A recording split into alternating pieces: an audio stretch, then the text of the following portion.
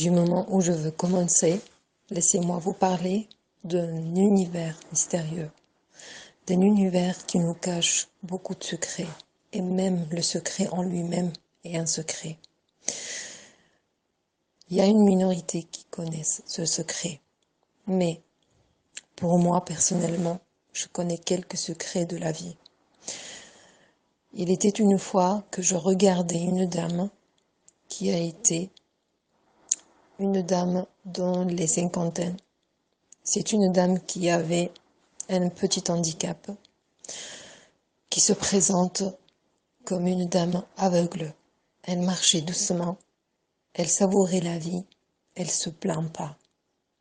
Chaque jour, au moment de la journée, je l'admire, je l'observe, parce qu'elle passe devant moi, elle salue tout le monde, elle connaît le chemin toute seule, sans la moindre aide d'une personne. Cette dame, je la connais tellement bien que je l'ai suivie de mes yeux. Et une fois, je l'ai suivie derrière elle. Comment cette dame, elle peut marcher toute seule et elle a cet handicap? Je me suis posé 1000 questions. Et c'est de là, en fait, que ça commençait.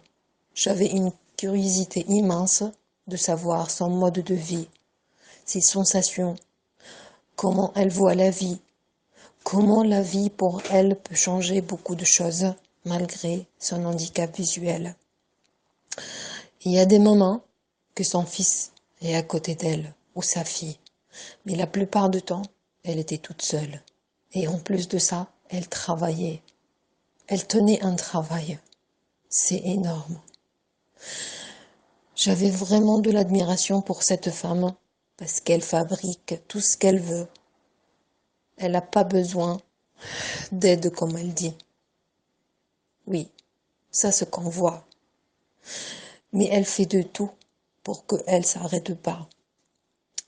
Du coup, cette femme, elle était d'une capacité, d'une volonté intense que personne ne peut l'arrêter.